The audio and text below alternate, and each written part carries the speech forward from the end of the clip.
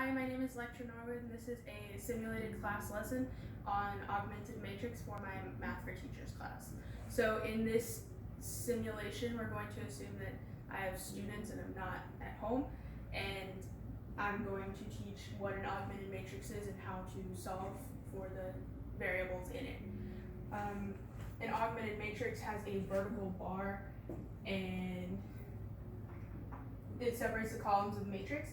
Each row represents the constants from a single equation, and each column represents all of the coefficients for each individual variable. I'm reading from my notes. This is what the students would be taking notes with. It's a fill-in-the-blank note type thing. So this is what a matrix looks like, and we would have the rows and columns. These are the rows and these are the columns. The keywords would be what an augmented matrix is and what rows and columns separate meant. So I'm going to show you how to take from a system of equations here and put them into a matrix. So we're going to go on with the first row first. X minus 7y plus 3z equals negative 8. Under your x column, you're going to take that first number. The first number would be 1 because there's only one x. And then negative 7y, so we would put negative 7. It's just the coefficients here. And then plus 3, so it would be a 3, positive 3, equals. This line right here, that bar we were talking about, is our equal sign, and it's going to equal negative 8. We're going to do the same thing for all of them. So it would be 4x, negative 2y. This one doesn't have a z, so that would mean it's 0. And then 7, 2x, 0y, and negative 9z, negative 5. You can also make equations using the data in your matrix. So in the notes, you would be using x, y, and z as your variables. We're going to look for how to make our equation. Starting with our first row in our matrix, we see that there is 5 in the x column, so that would be 5x. There's nothing in the y column, so we just leave that out. And then a positive 4, so plus 4z. This line, like we said before, is a equal sign. So on the other side of equal sign is a negative 11. So the first equation from our matrix is 5x plus 4z equals negative 11. We would continue with, there's no x, so it would just go up to y. There's only 1, so we just put y. You don't have to put that 1. And then minus 4z equals 14.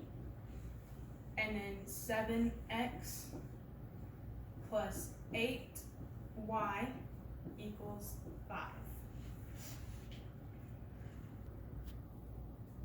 Now that we know how to set up any matrix and find our equations, we're going to try to solve for the variables in the equations. So the first thing you have to do in solving is you need to know how big your matrix is going to be. So that's going to be row times columns. We have 1, 2, 3 rows, and we have 1, 2. So right here, the first equation doesn't have z's, so we're going to go to the biggest equation we have that shows all of the variables that we're looking for. So it's going to be 1, 2, 3, and 4 columns. So our size would be a 3 by 4. So a 3 by 4, 1, 2, 3 rows, and 1, 2, 3, 4 columns all the way over.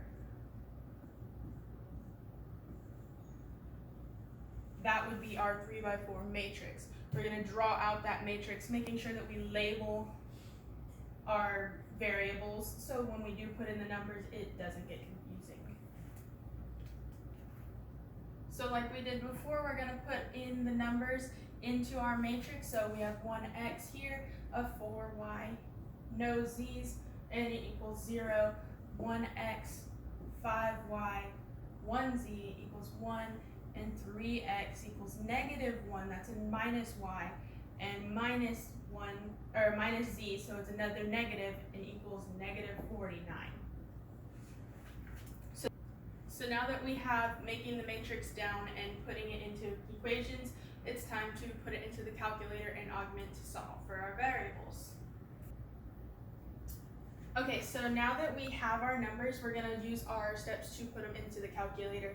Our steps are as follows. You're going to do second and then x to the inverse, and then you're going to tab over to edit, and then we're going to put in our size.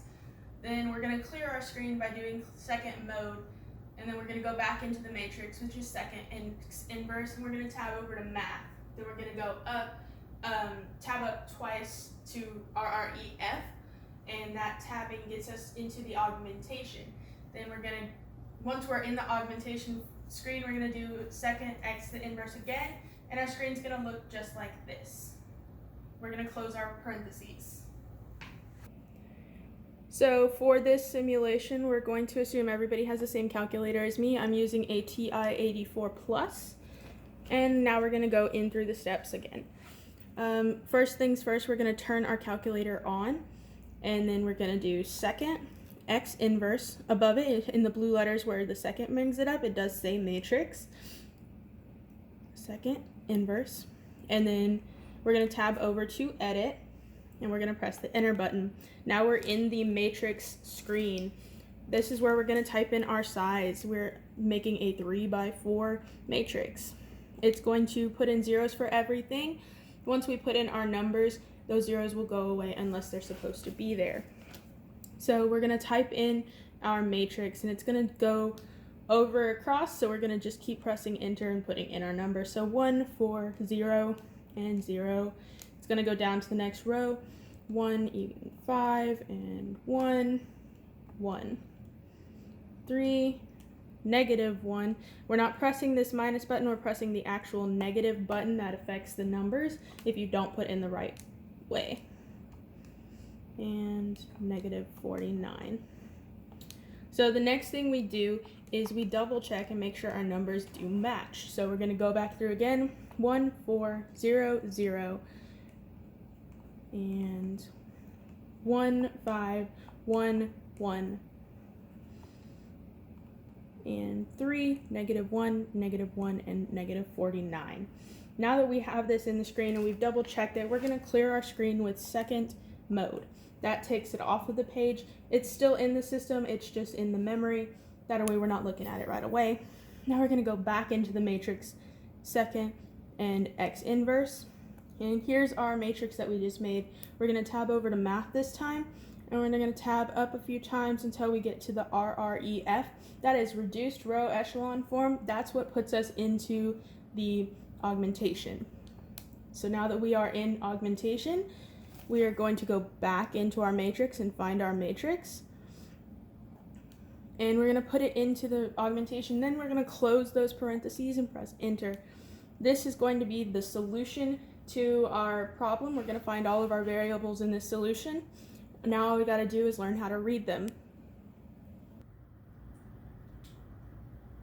So this is what our screen looks like after we've done all our steps into the calculator. We get this 1, 0, 0, negative 16, 0, 1, 0, 4, 0, 0, 1, negative 3. This is perfect. This is how it looks whenever your answers are perfect, even, easy numbers.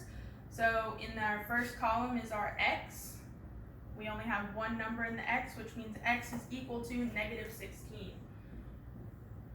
In our y column, there's a 0, a 1, and a 0. So for that number, it's going to be 4. Y is equal to 4. And then z is down to this last number, and it's going to be negative 3. Our answer is x is equal to negative 16, y is equal to 4, and z is equal to negative 3.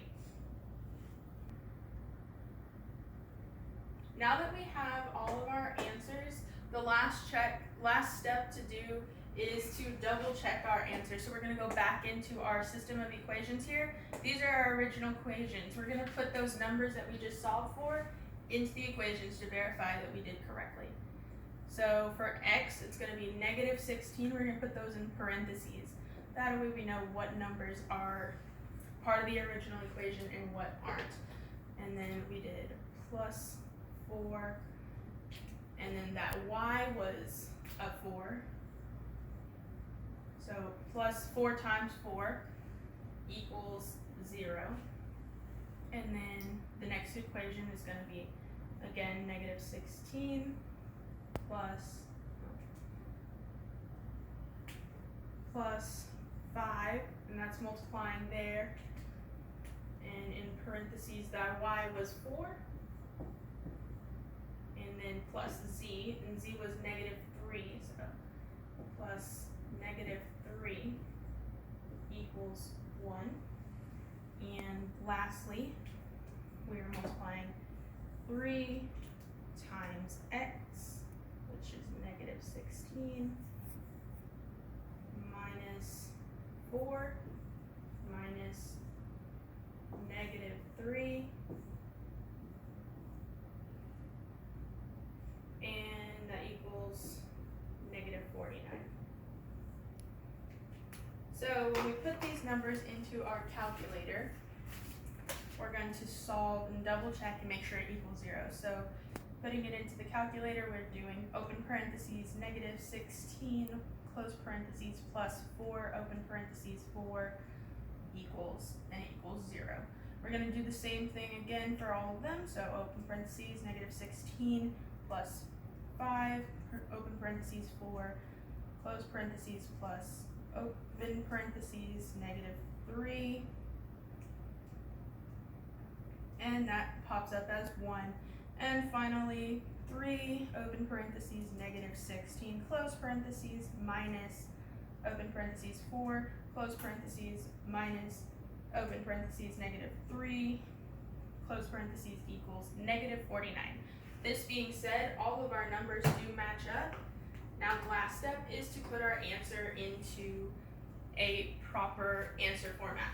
So we're going to put these numbers into parentheses as a set of ordered pair type things. So x was negative 16. We're going to put them in the order that they are shown. So negative 16 first, 4, and negative 3. That would be our answer. And this is the final solution for solving for the variables. After teaching the lesson on how to do the augmented matrices, I would provide a worksheet like this one, which tests their abilities to create the matrix themselves and creating the equations, and then they also have to learn how to solve. If they can complete this assignment, I would expect them to do the bonus questions if they had time, or if they were more of a gifted student. For special ed or ESL students, they would be expected either to do, or for the special ed, they would be expected to do all of these questions with more time, or a fraction of the questions with the same amount of time as everybody else in the class. After receiving a completed paper, I'll be able to grade and make an assessment on whether or not the students were grasped all the concepts, and if they didn't, I'd know what to go back over and talk about again before moving on to the next lesson. Thank you for watching my video. I hope I do a good job and get a good grade.